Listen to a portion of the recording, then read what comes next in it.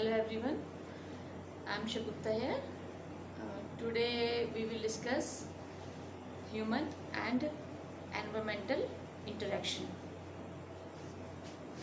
Human and environmental interaction. सबसे पहले एक टर्म आती है ecology. Ecology means study of ecosystem.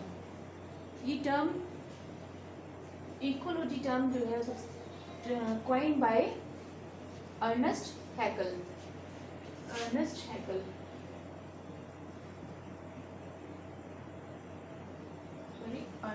Haeckel in 1869.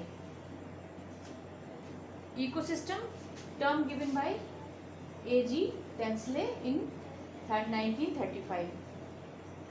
अब इकोसिस्टम क्या है इसको समझ लेते हैं. इकोसिस्टम एक self regulating group of biotic communities of species interacting with one another and with their non living environment. Self-regulating group of biotic communities of species interacting with one another and with their non-living environment, exchanging energy and matter. This term is given by A.G. Tansley in 1935. Okay. Ecosystem को हम दो तरह से divide कर सकते हैं, biotic and abiotic. Biotic में आते हैं हमारे इसे हिंदी में हम कह सकते हैं जैविक और अजैविक. बायोटिक 3 टाइप से डिवाइड होते हैं, जैसे प्रोड्यूसर, कंज्यूमर्स एंड डीकम्पोजर्स. ये बहुत ही बेसिक चीज़ें हैं इकोसिस्टम से रिलेटेड. प्रोड्यूसर ऑटोट्रॉप्स होते हैं जो अपना फूड खुद बनाते हैं. इसके अलावा फिर कंज्यूमर्स आते हैं. कंज्यूमर्स 3 तरह के होते हैं, हर्बीवोर्स जो प्लांट्स खाते हैं, कार्निवोर्स जो ईट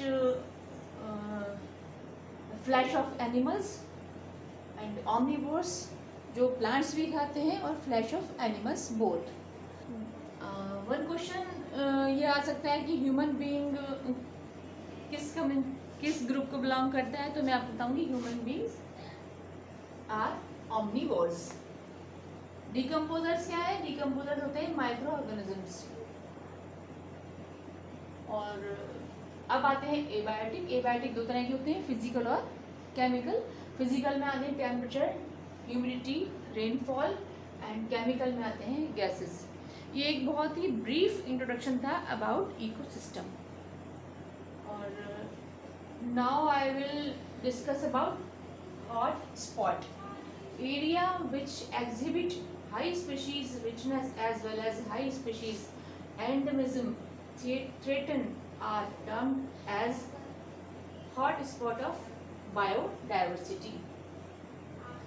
Means वो एरिया जहाँ पर किसी खास तरह की स्पीशीज की अधिकता होती है और वो स्थानिक होती है और वो खतरे में होती हैं, उन एरियाज को हम कहते हैं हॉट स्पॉट ऑफ बायोडाइवर्सिटी. अच्छा, टोटल हॉट स्पॉट जो है वर्ल्ड में कितने हैं? टोटल हॉट स्पॉट वर्ल्ड में है 35 और इंडिया में टोटल हॉट स्पॉट है 4. कौन कौन से हैं? सबसे पहले हम आता है western Ghats, number 2 Himalayas and Indo Burma region, and last में आता है हमारा Sundarban northern group of islands. ये था हमारा छोटा सा introduction about hot spot. Next term आती है हमारी एंथ्रोपोजेनिक एक्टिविटीज. ये टर्म का मीनिंग देख लेते हैं. The term anthropogenic designate an effect resulting from human activities. Means मानव जनित गतिविधियाँ और उनसे होने वाले प्रभाव. अच्छा, एंथ्रोपोजेनिक एक्टिविटीज से क्या क्या चीज़ें होती हैं या उनके कॉज क्या क्या हैं? तो थोड़ा सा ऐसे ही introduction. Over population, over consumption, technology, agriculture. Next term हम डिफाइन करेंगे फूड चेन. फूड चेन क्या है? The sequence of eating and being eaten in an ecosystem is known as food chain, जैसे कि food chain of grassland, example जैसे grass to grasshopper, grasshopper to frog, frog to snake, snake to hawk. Food web क्या है? Food web is a network of food chain. जैसे कि nature में ऐसी कोई आइडियल फूड चेन नहीं होती है कि हाँ भाई जो एक को खा रहा है वो दूसरे को, फिर तीसरे को, बीच में कई बार ऐसा होता है कि बीच में से भी आ जाता है अंदर, वो उसे हम कहते हैं एक जाल सा बन जाता है नेचर में, जब बहुत सारी फूड चेन्स आपस में मिल जाती हैं, तो इसे हम कहते हैं फूड वेब या